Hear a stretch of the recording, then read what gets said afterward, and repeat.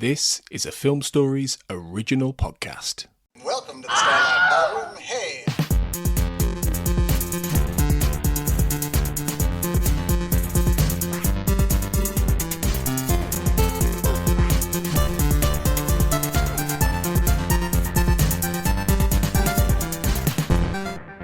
Ma. Hello. Ma. Ma. Ma. Ma. Ma. Hi, everyone. And welcome to Shipwrecked Comatose, the Red Dwarf podcast here on the Film Stories Podcast Network. I've now got to get some buttercup just for my throat. We've been doing that too long, guys. Vocal zone pastels. It's That's been a what you full want. 20 minutes we've been doing that for. We are here to talk about the final episode of Red Dwarf 11, which does mean that we have our returning guest, Colin Jackson-Brown, and Mark Hello. Adams with me. My name is Kurt North, because I keep forgetting to say who I am recently. I don't know why I do that, but anyway. Yes, we are here to talk about the final episode of Red Dwarf 11. That means, guys, you are going to be able to watch Red Dwarf 12 soon. Not yet, Mark, when we Not fucking yet. arrange it for all of us to watch it together.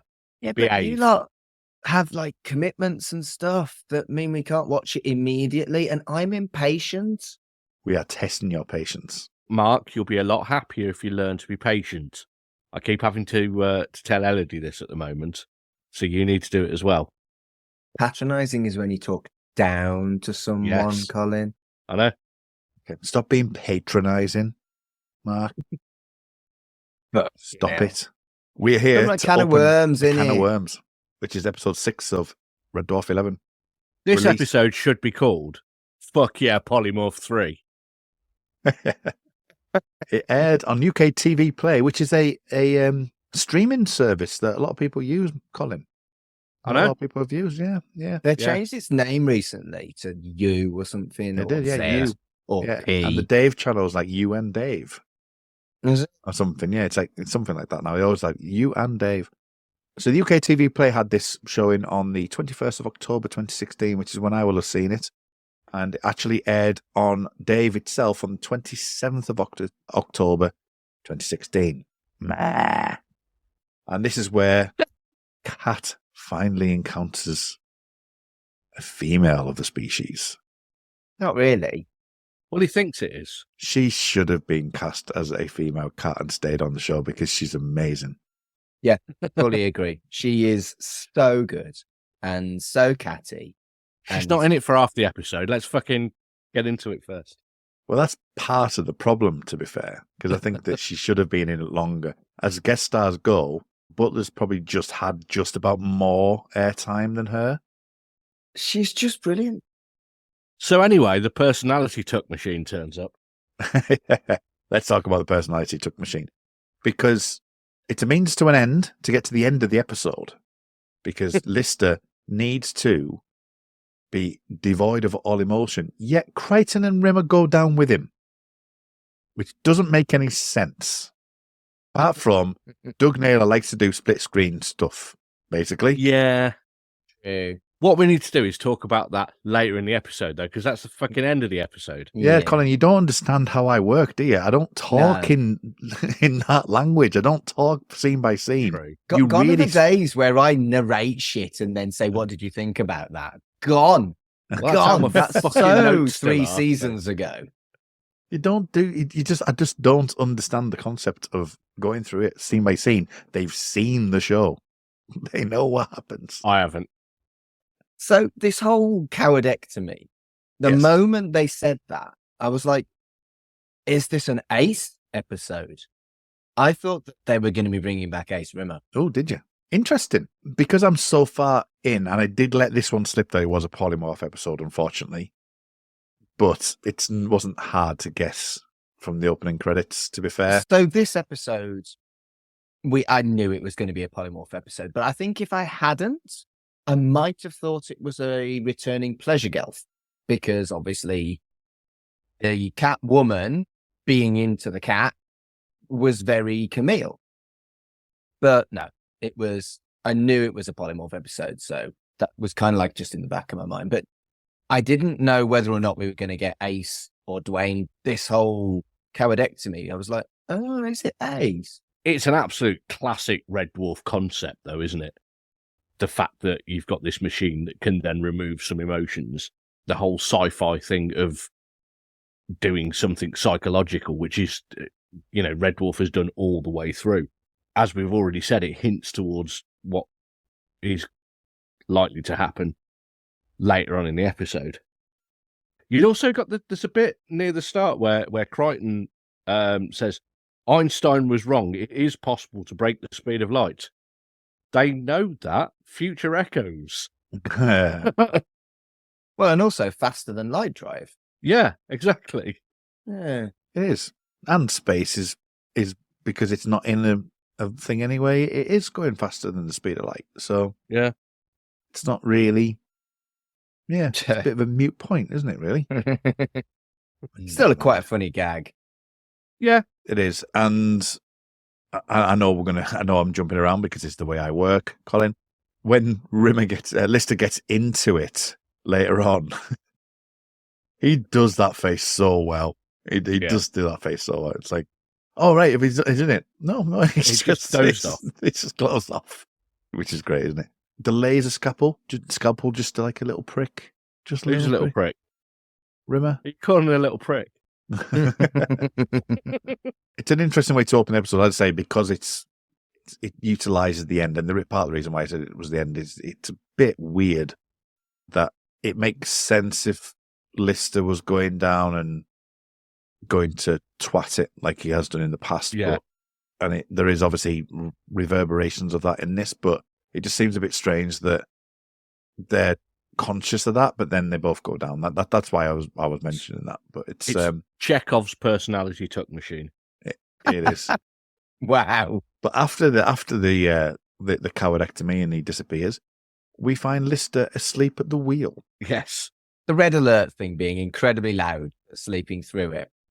Fair few years ago now, about probably 20 years ago, there was some remarkably high Richter scale earthquakes in Manchester. Right. And I got into work the next day and everyone's, oh, the earthquakes, they woke me up. And I was like, the earthquake? Yep. And yeah, I could sleep through anything, really. I can't remember when it was, but I have slept through an earthquake as well at some point over the years. Yeah. Oh, I haven't. I have slept through the fire brigade coming from my house, though. Right. Okay. Was it on fire? No. I was on a row of terrace houses. This was back in my old house, my house I lived in when I was a baby. I think I would have been about 16, 17 at the time. The girl who lived next door to me, she somehow managed to get herself locked into the bathroom where the actual door handle itself from the other side. Something had fallen onto it, so she couldn't get back out the door. Yeah. So it was her mother's house, but she was babysitting. She was house sitting at the time. So the only way they could get in was through my house to get through to the back, so they get a ladder up to the window, so they get into the window to get her out, kind of thing. This was happening at like 3 a.m, apparently. Slept all the way through it. Had no idea until Mother told me the following morning, said, you did not hear them come through the house. I went, no, didn't have any inkling of them whatsoever. Nice work. So yes, I am a heavy sleeper as well. But when Sunday roast, because obviously this is kind of what he was alluding to, wasn't he? He says, how am I meant to get put through this when we've eaten this and I've eaten that and I've done this and I've done that and I've eaten this? So yeah, it's an okay joke. I thought it was all right. I think it was enough. It was enjoyable enough. What did you make to it? I very much like the how long was I out for after that Sunday lunch? It's Monday. I've had food like that has just knocked me into a food coma. I quite like the fact that in this version of Starbug, you've got the alert sign at the back, and then when the alert's finished, it just says, not alert. Yeah, it is fun, though, isn't it? Also, as well, a little bit of a continuation from last week, because they're in Gelf country. Yep. As well, which I thought was interesting. But this time they're vampire Gelfs. They are vampire Gelfs, yeah. Which, and again, I suppose if you didn't know it was a polymorph episode, then it would have been an interesting new kind of species that you might have thought it could have been. Yeah. Especially given teeth as well. So you could be mistaken. She could be playing an actual vampire Gelf, but isn't. So I did like that. I thought that was good. And this idea of the mechanoid as well, because the mechanoid It's a mercanoid, not a mechanoid. Is it a mercenoid? Because it's a Mercenoid. mercenoid, because it's a mercenary mechanoid. Yeah. I just want to say how fucking cool was the outfit for the mercenoid. What an incredible costume that is. Did you recognise it? No, it just looked very cool. It is a costume which... So The way that Colin was moving there, I was expecting him to go and get it. No, I haven't got it. He was just like shuffling the chair. I was like, oh, God, he's got it. He's got it. I'm getting to where I can see my notes. Oh, okay. There's the suit part and the helmet. Now, that exact combination of the suit and the helmet was used in the Doctor Who episode, The Rings of Akartan. It's the character called the Ultramancer, who's also in the Nightmare in Silver episode. I think they're both sort of Matt Smith era. Grief. Yeah. So the head was... The helmet is from a character called a Shade from Mission 2110, which is a kid's sci-fi series from the early 2000s, I think. So totally out of my frame of reference for kids stuff. The body, the armor suit, was used in characters called Necromongers in Chronicles of Riddick. It was also the metal kind in the Sarah Jane Adventures, which I'm about to start watching with Elodie because she's getting really into Doctor Who at the moment. And it was also, the costume was used in a 2016 McDonald's advert. It's basically just a costume owned by the BBC and used in loads of stuff and then rented out occasionally. I sort of ended up going down a bit of a wormhole with this. There's a website called recycledmoviecostumes.com. Of course there is, because there's a website for everything. Yeah, and I've looked into a bit about like reused movie props a fair bit before. In The Crow, there's the sword fight on the roof at the end with Eric Draven and the main baddie dude. The sword that the main baddie dude is using is one of the swords from The Princess Bride. And, but yeah, for the costumes bit, there's, Bosk, one of the bounty hunters in Star Wars Empire Strikes Back. The lizard guy. The lizard guy. His vest that he wears, he's got like an armoured vest. That was originally from a 1966 Doctor Who episode called The 10th Planet. And it just got recycled onto that. And then you've got the spacesuits in 2001 Space Odyssey. It was also reused in Babylon 5 as well. I only looked up the sci-fi stuff because there were loads of like, this is a, 16th century dress worn by loads of characters in things I'm not bothered about watching. You've done your homework. I have. And you haven't got any of that in your wardrobe? No. I've got a T-shirt with Scooby-Doo and Shaggy dressed up as He-Man and Battlecat, though. Okay. I think it's cooler. No, it's not as cool as my U2 Experience and Innocence tour. But I mean, it is, because it's not a U2 T-shirt. I've got an Icebreaker T-shirt. It's a German metal band. Do you know what Icebreaker is in English? Is it Icebreaker? It is. Thought it might be, yeah. Isn't that a surprise? Well, good if you like metal. Very, very cool. Saw them in London last year and they were fucking brilliant. So yeah, the Mercanoid. So it isn't a girl ship. It isn't a vampire girl ship. It is a ship with 2 people on board. And we get the history of what the Mercanoids are and how they are utilized and the thing that they devote their life to doing these type of things, and very much paints the picture for us to have the kind of a stereotypical view of them in that way. Yeah, we have to go on board, which then promotes something that we've seen in Red Dwarf a lot, kind of very alien-esque vibes going on. Yeah, it's aliens, because it's the scanner scene. Yeah. Just before that, when they're setting it up, you've got Lister just says to Rimmer, lend me your dictaphone. And I was just hoping he was going to say, I want to use my mobile like everyone else. But it didn't happen. No, it didn't. I can't believe Mark missed the dick joke. Who has a fucking dictaphone in the future? That's just weird. Who has vinyl? If you ask anyone to have vinyl, fair point. I know, But yeah, no, it obviously is leading up. It's another MacGuffin coming up, isn't it? It's a very Chekhov-y stuff going on as well. Rimmer does his usual and stays on the ship. And then we get the bit which I wasn't allowed to show you when I was going to ask you if you wanted to see it or not. With the scene where they're running around saying, it's behind you. Run down the corridor, blah, blah, blah. That was one of the trailers, one of the clips that was shown. You know, when you do like the B rolls for like Jonathan Ross and things like that. Yeah. That was one of those moments that they were showing that section where it's like they're running down the corridor. Says, "Could it possibly be us?" Yeah. So that was that bit, and also the lens cap as well. Yeah. So the actor that played the Mercanoid was a guy called Bentley Calve, which is a fucking brilliant name. The main thing so he's been a Wheel of Time, Morbius, Avengers: Age of Ultron. He's done some video game voices. He did Elizabeth Olsen's in Age of Ultron. She is, yes. He did some of the voices for Evil Genius 2 World Domination, which is awesome. It's like Theme Hospital, but you're a supervillain. So you're building like a big volcano lair. That is a really cool game. The main thing that I know him from is another Doctor Who one. He is the guy who captures Rory and puts him in a basement with a load of baby weeping angels in The Angels Take Manhattan. That is a good episode. Amy Pond. It's an episode that on our current rewatch we might not get to do because it's got weeping angels in it and Elodie is fucking terrified of them. It's going to be a bit weird when Amy disappears, then, isn't it? What happened to Amy? I don't know. Might try and convince. We've got ages yet. Rose is still there at the moment. We haven't really talked about it over the last two episodes, but I just want to talk about we talked about Baby Cow, the aesthetics of this series, because I put a post on before of me watching these two episodes with my backlight and things.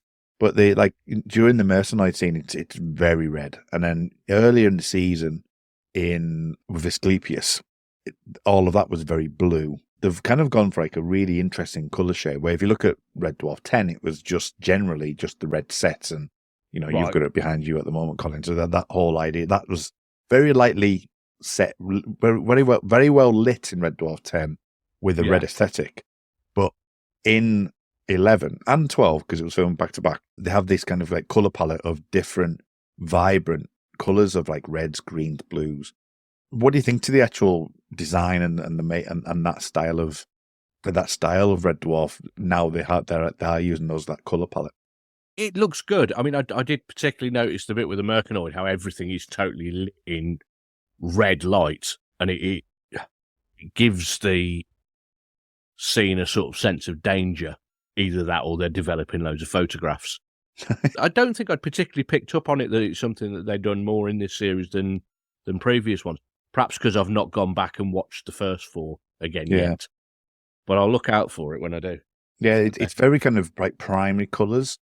And I think because of my band experience that we didn't have any spotlights. So we used to, when we did put lights on ourselves, it was all red, green, blue LEDs. So it's all like, you're going to go for, as you say, go for a style of song, and you're going to go into a dark red when you want it to be a bit darker, or you wanted something a little bit more vibrant and stuff like that. Go to yellows and stuff like that to give you like that view. And it was always one tone, and that's what this feels like. It sometimes feels like the colour, whereas like, as I say, in Red Dwarf 10, it was a red general feel, but then everything was really well lit. There's a lot more atmospheric stuff that's in this one, which I always find interesting. And as I said, the corridor scene, again, that wasn't as vibrant colour-wise, but the contrasts was a lot darker. There was, the way that they're actually playing it and using shadows and things like that, which again, Alien and Aliens did, making use of that. But even like Starbug itself is quite brightly coloured. You talked about the alert, not alert thing before as well. They have that colour as an interesting use of it.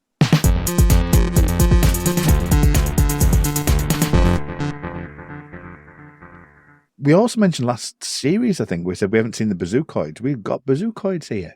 We definitely got bazookoids. They're a hybrid because they are, in Series 6, they'd got the sort of mini ones, and these are, so the bit that you hold is from the Series 6 mini ones. They just repurposed them, but they wanted the long barrel version that they'd had in the earlier series. So they basically stuck a massive barrel onto these mini versions of the bazookoids, and they look great. The famous "let's just get out there and twat it" t-shirt I was never allowed when I was a kid, with Lister with a bazookoid. It's just such a classic image. And this episode's got loads of them just turning around corners, not knowing what's going to be there, going bazookoid first. It's awesome. What do you make to Lister's way of getting around the mercenoid mark because he's using the dictaphone. It was clever, and it's something that you would actually expect from Lister now because he's very good at being cleverer than you expect him to be. The electro effect, I mean, compare that to Landstrom. The electro effect is incredibly good. We really have come a long way. Okay. It's like 25 years later, though, isn't it? Yeah, but we all expected it to be shit because they have the budget of a game show for a science fiction telly program. And it shows remarkably how far we have come. And yeah, I really liked it. And your backlit telly, did it suddenly glow blue? Can't remember. Because I liked the contrast of the colours because it was, like you were talking about, very kind of dark and red. And this electric blue kind of comes out of nowhere. It looked brilliant. And as much as I look silly for going, oh, it was a really cool, unique costume, and then Colin says it's been 100 other things. This whole theme looks really, really cool, really, really professional, and really, really modern. It's great. Yeah, the dictaphone. Does size matter? Yeah, that was a gag, wasn't it? We do get from the credits him putting it. I think because you even mentioned about Rimmer putting his fist in his mouth, because that is in the credits. Where he's like, oh God, they've heard what I'm talking about, and it's a self-help thing. It's one of those things, I think it's something Matt would probably say, is something that has been used in a lot of comedy. That isn't a gag that is recognized as a trope, I would say. Yeah. Just that whole like, oh, you're doing self-help guides, or, you've recorded something and someone else sees it or hears it and stuff. It doesn't make it any less funny, but it is a recognized, that's just a generic kind of gag, really. Tropes are there for a reason. They work. They become tropes because they work. Yeah. And sometimes they get used because even using it as a trope is funny. Mm? Yeah. The Wilhelm scream, for example. Best thing, the Wilhelm scream. I love it. I love the fact that Elodie, my 8-year-old daughter, recognizes it and points it out to me when it's in like a cartoon she's watching and stuff now. Amazing. Can't just let them be children, can you?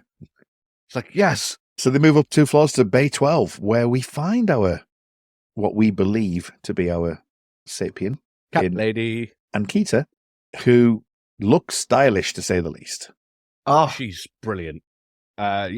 Dominique Moore. Tell me about Dominique Moore, because you've obviously researched everyone in this. So tell me about her. I need to watch more of her shit because she was so good. Yeah.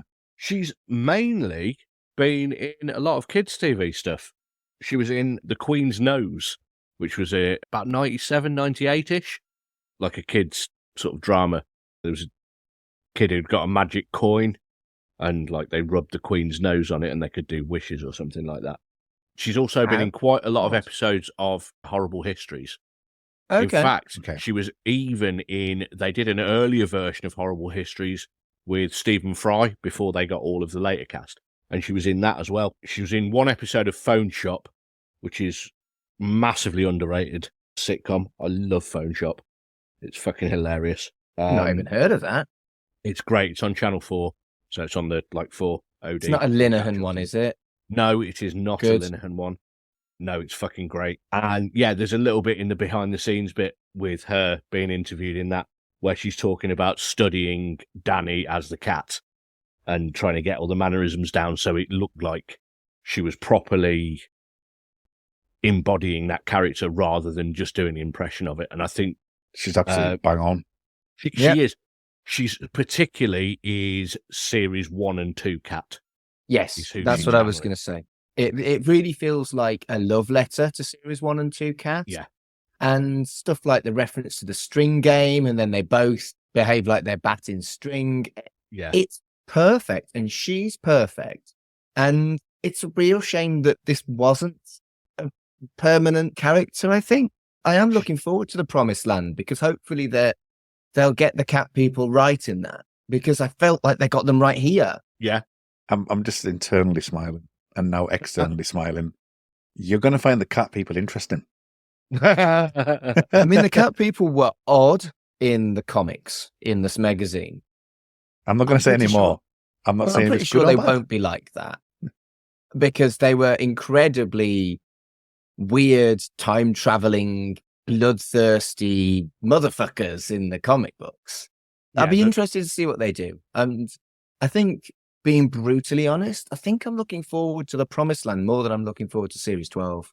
I don't know if I am. I think I'm fairly certain Series 12 is going to be the same sort of quality as this because it was filmed at the same time. And this has been fantastic. I'm a little bit... Promised Land seems a little bit more back to earthy to me, but I don't know that. I've not seen it. Not back to earthy. It's good. Good. Again, the thing about Back to Earth, I was watching watching some reactions on YouTube that someone who's done it for a year now, the Gallifrey girls.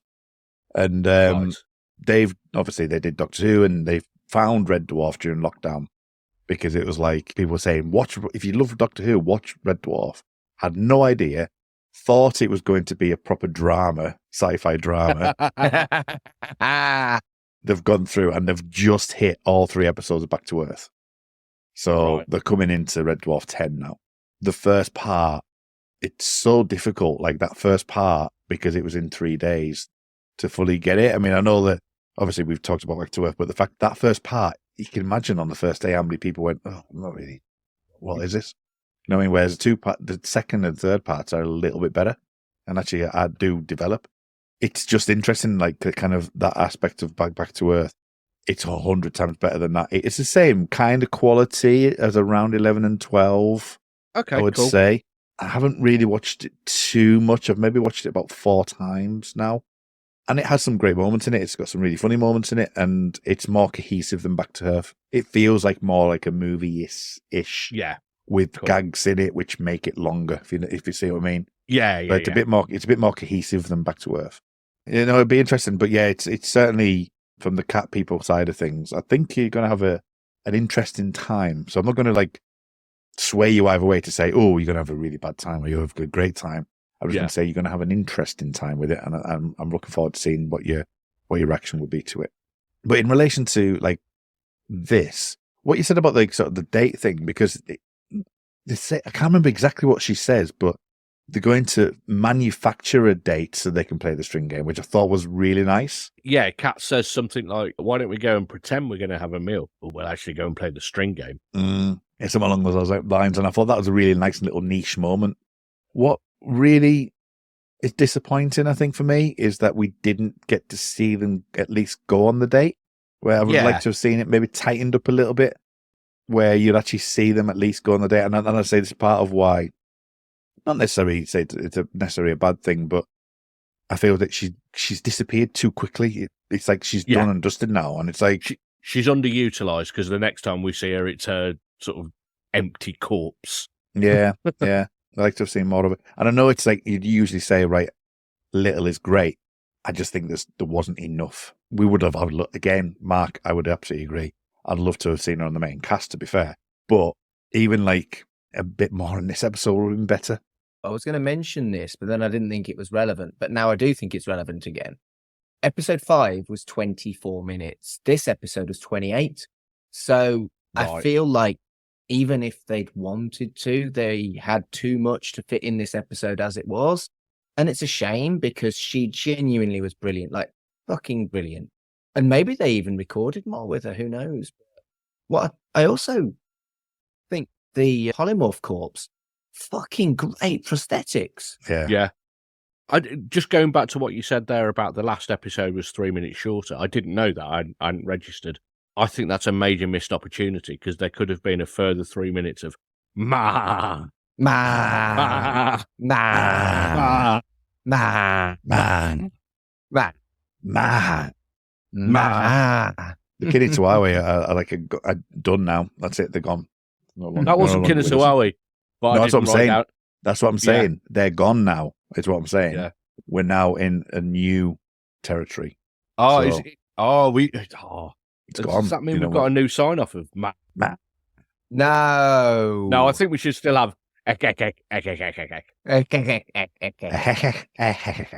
got to stop doing People that. actually listen to this bollocks. What are you doing with your life, people? What are you doing? So yes, I would have liked to have seen the more of them potentially as dating, and maybe lose a couple of bits here and there in the actual episode itself. We don't get that, but we do get a David Attenborough style. And what I do like about that, and what's different with not seeing the date, is that I suppose in the mind's eye of it, that because you're hearing the David Attenborough version of a date, that it would maybe be double handling because you're hearing, and then it laid its eggs, using the full David Attenborough voice, which was probably not a bad way to go, to be fair. That's Daniel Barker again, the guy that got the voice of the universe in the last episode, and has done various other voices throughout, like lifts and vending machines. So this one I prefer. Now from what you said, it makes perfect sense that he moved on to Spitting Image because he's a fantastic impressionist. I don't think at either point he meant to sound exactly like Morgan Freeman or exactly like David Attenborough, but he put enough nuance into it to... You knew exactly who he was betraying. Exactly. Yeah. Kat is elated. Yes, singing What a Night. December 1963. I actually love playing that song on bass. It's quite a nice bass line. It's got a brilliant bass line. Yes. But 4 seasons with the original band that did that. Did you know that the original title of that song was December 5th, 1933? Because the original lyrics of that song were about the repeal of Prohibition. And it was written by the drummer. And basically the rest of the band were like, this song, the music is really good.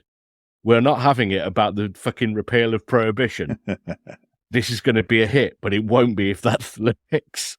So he then went and rewrote it with it was either his girlfriend or I think she was later his wife. She helped him write it about when they'd met, even though they'd met in 73, not 63. But it scanned better that way. Amazing. Mark, I'm going to leave this to you because I need to start asking you about antennas and giant pipe thing and down the back of a throat, the gushy tadpole stuff. There's a lot. Kat's enjoyed himself last night. Still counts. Okay, well, that's something that we didn't touch upon actually about the whole virgin thing at the beginning, did we? The virgin jokes are funny. It could have been really mean if it was a character that was not as confident as the cat. I think if it was picking on someone while they were down, maybe. But the virgin jokes are very, very funny. And it's a little bit comeuppance-y for someone who's so fastidious and obnoxious and selfish to finally be a little bit exposed, I think. Very sitcom stuff, actually. Yeah, and what I liked about the opening of it is when, like, the pheromones were actually, they sense fear. That was a really nice touch on it as well, saying it's like, we don't actually sense that you're a virgin. It's the fact that there's no reason to be afraid if you're not a virgin. And then just the way that, like, Kat's like kind of like doing those side eyes or going, kind of like looking across. Again, great acting as well by Danny John Jules here. Yeah, but his description of his night, as I say, with the like sort of the antennas him flying out, it's like it's totally like one graphic, but two, you can imagine Kat because he has no frame of reference that he's kind of just going, I'm just going to go along with it. Yeah. Okay, that's what happens next. Fine. I mean, the first time is always catastrophic. Catastrophic. See what he did there. Nice. But one thing I did think was like, another male pregnancy storyline. Yes.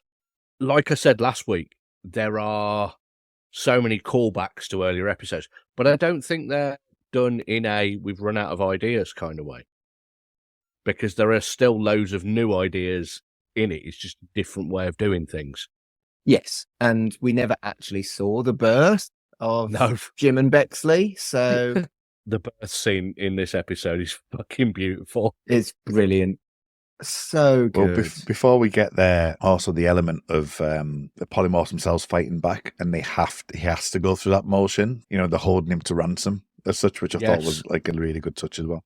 Which means they turn from a parasite into a parasitoid, because a parasitoid is a parasite that kills its host, basically. So, like, The xenomorph in Alien is a parasitoid. I suppose a tapeworm might eventually become a parasitoid. You can't die from a tapeworm getting too big, right? But that's not its end game. A tapeworm wants to keep the person alive so that it can get the food. Is there anything that is a parasitoid then? Yes. In real life humanity stuff? Not that tends to attack humans, but there are parasitoid wasps who will basically lay their eggs inside aphids and things like that, which then burst out of the aphids. Yeah. They actually get used as pest control in some places. So to get rid of some insects like aphids, they introduce these wasps, which come in and explode them from the inside. Doesn't that just cause lots of wasps? Yeah, but they're not as dangerous to the crops. They're dangerous to peoples. Only if you bother them. They're my weakness. I don't like wasps. I can't stand them. Like, I'll go out and do all the bins all year round. It's kind of like in the next few weeks. It's kind of like late August, early September, when the queen kicks them out and they then have to fend for themselves. Because during like the early part of the summer, they're foraging wood, making the nests and getting everything pulled together, and they're not bothering anyone, so you hardly ever see them. And when you do see them, as I say, they're like foraging for wood and stuff like that. But when they get kicked out of the nest is when they get a little bit droopy and a little bit angry.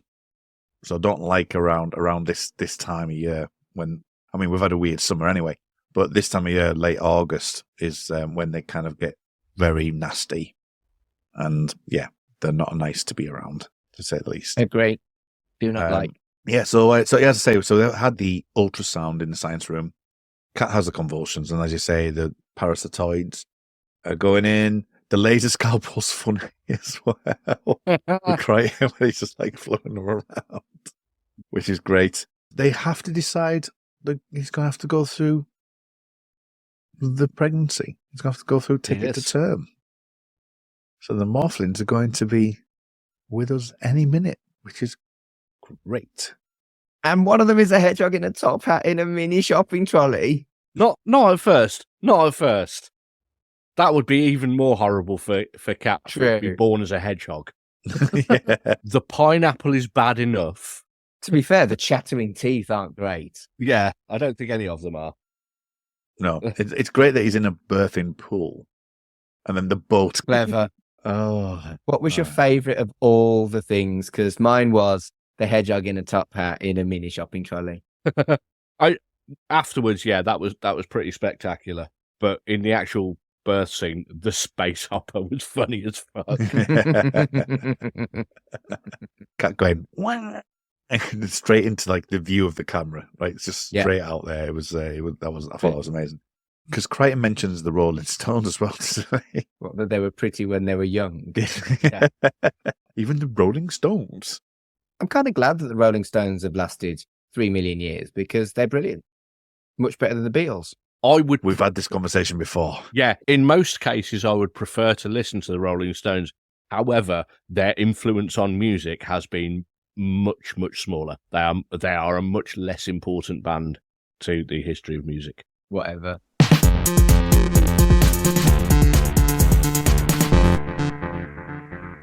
So Crichton does theorize, because obviously he has given birth, and theorizes that the oxytocin, is that how you say it? Oxytocin,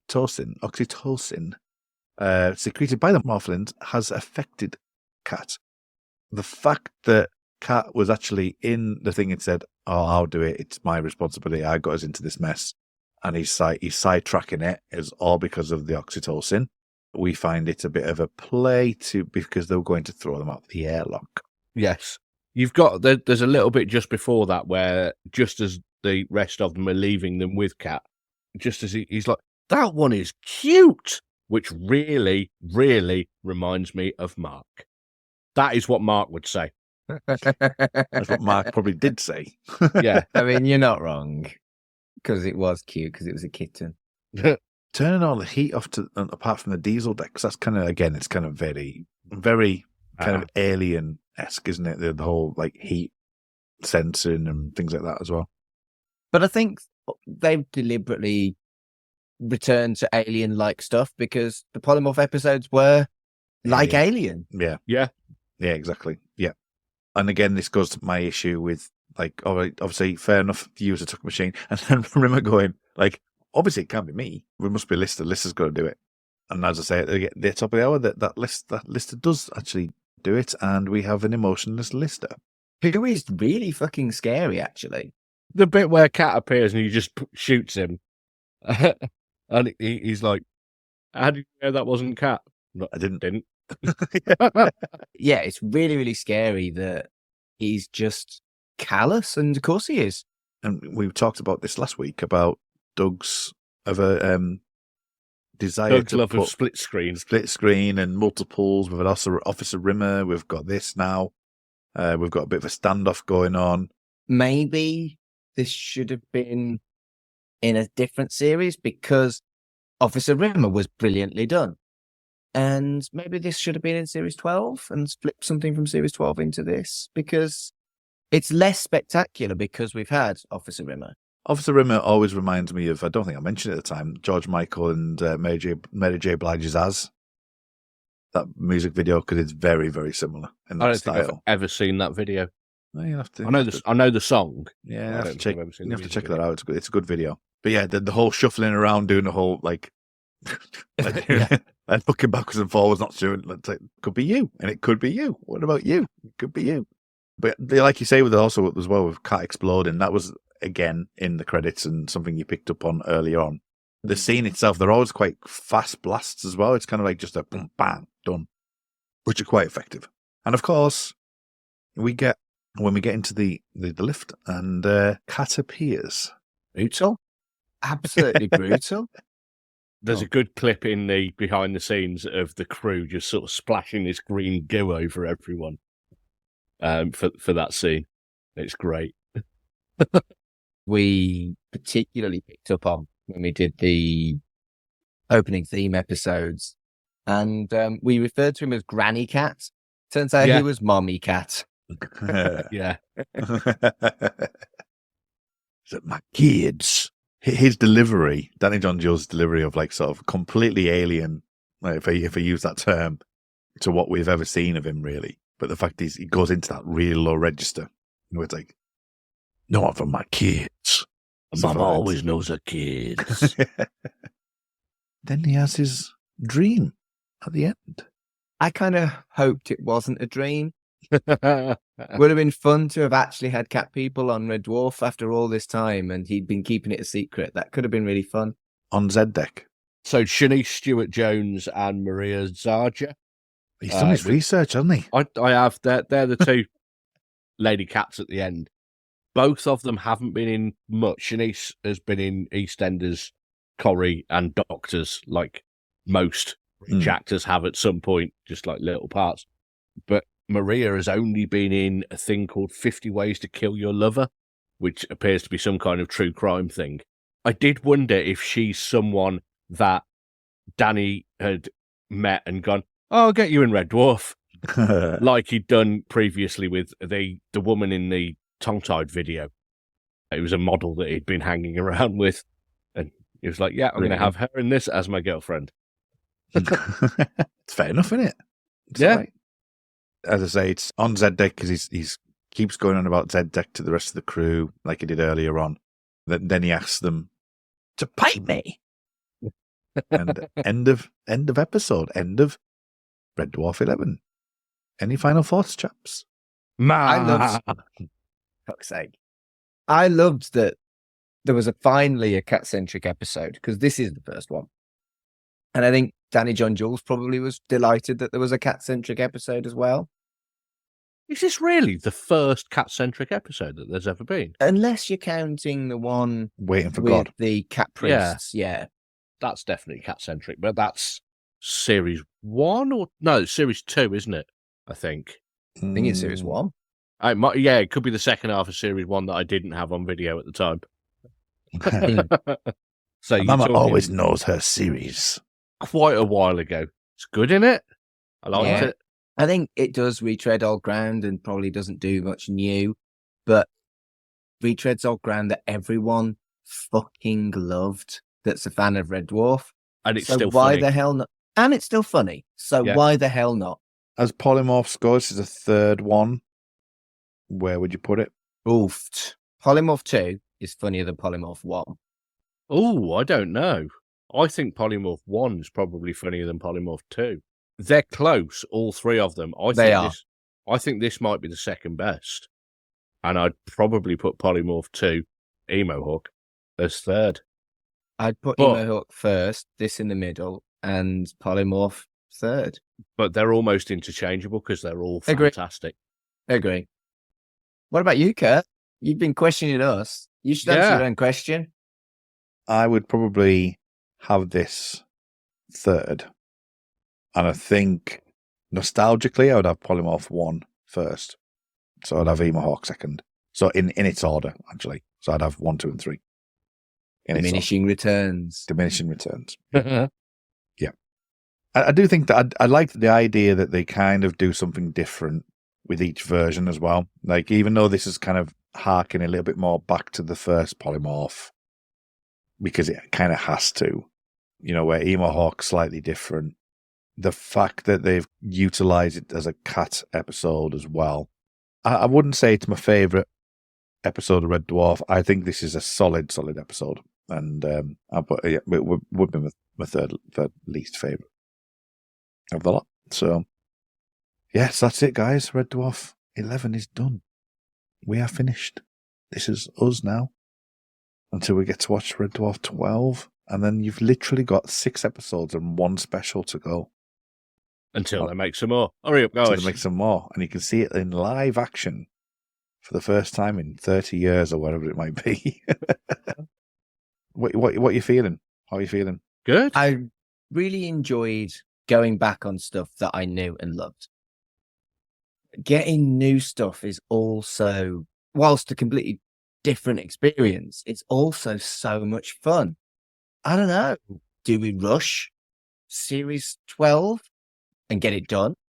Or do we prolong it as long as we can? Because, what happens after we've done this? What do we do next? I'm sure Well, I've you'll got find about 70 fucking podcasts on specials. the go, so I'm all right. Yeah. I'm all right, thanks. I think we should wait as long as possible just because Mark really wants to do it tomorrow. Yeah. And it'll annoy Mark. So let's do it in 2028. That's For the fine. next We'll one. do some specials in between. Who wants Well, to just do it on watch? its 10th anniversary, like 2027. Yeah. Okay, That'd be good, wouldn't cool. Who wants to watch Norman Lovett stand up? it? I'd love to see Norman Lovett live. There's actually one come up for free on Tubi, that new streaming service. awesome. I was joking, but we can if you want. I know Norman played the Troy Club, which is the comedy club that Andrew O'Neill, who was on Through This Month's Issue recently, runs in London. Norman was one of the stand-ups on his comedy club a few weeks ago, and I'd have absolutely loved to go to that. What are you thinking about Red Dwarf 12 then, Colin? What are you... You've already mentioned about, like, fact that I've mentioned about the 11 and 12 being filmed back to back. Yeah. You've seen kind of like what they do with this. There was a lot of relief when I first watched it because I was expecting it to not be as good as it is. And it's fantastic, and I've absolutely loved it. Exceeded my expectations and is as funny as what I loved Red Dwarf for when I was a kid, which is more than I could have asked for. So that's good. Cool. Are your, what's the word? Reservations still there, Mark? After seeing 11 now, when people are saying, well, you believe that it might have been not as good, and you've now seen 11, has some of your concerns been alleviated, or you still have that trepidation? 10 and 11 were brilliant. Much, much better than I expected. And I can see them becoming favourites of mine above original series, maybe, after a few more watches. I have been warned about Series 12 that there's a couple of stinkers. But even the stinkers, in all of them apart from Series 8, were perfectly watchable Red Dwarf and fun. So I'm hoping they're not Season 8 stinkers. I'm hoping they're standard Red Dwarf stinkers. and they'll be fine to watch.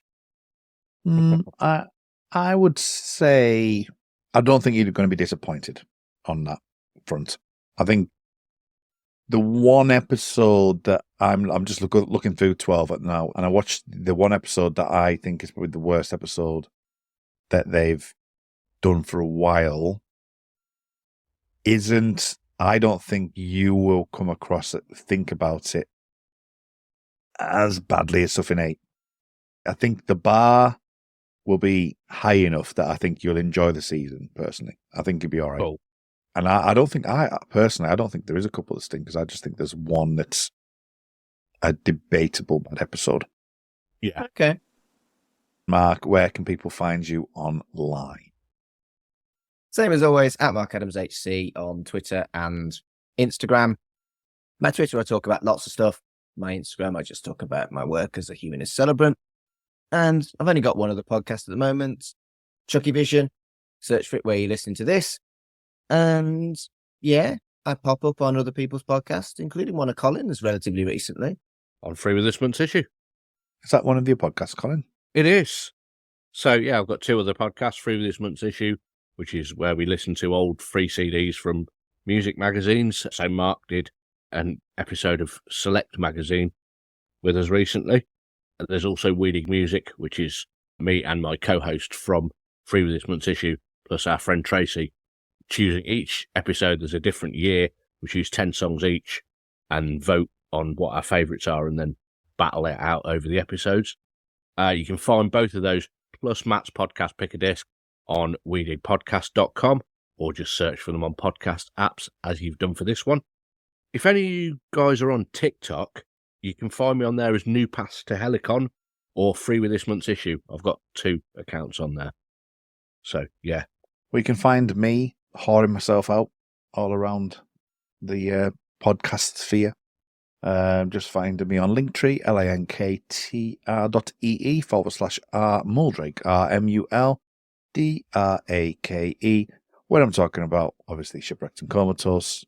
I'm also where I'm talking about Red Dwarf, Lost, Star Trek, and the X-Files. No sign of Yellow Jackets yet. But that's another cancelled.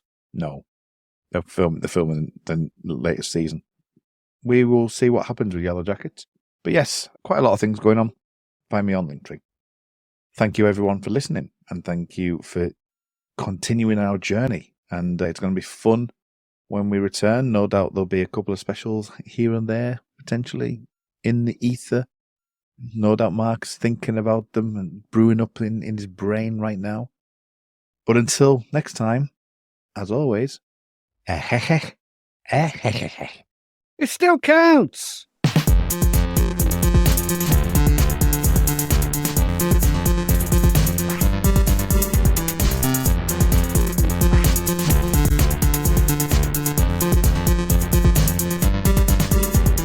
Shipwrecked and Comatose is a podcast brought to you by the Film Stories Podcast Network.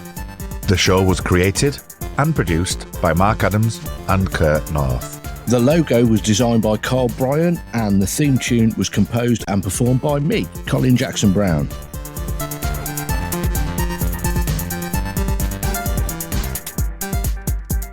I suppose I'm here as well. Matt Latham. Follow us on Twitter at Red Dwarf Pod, and follow the network on Twitter at Film Stories. Ma.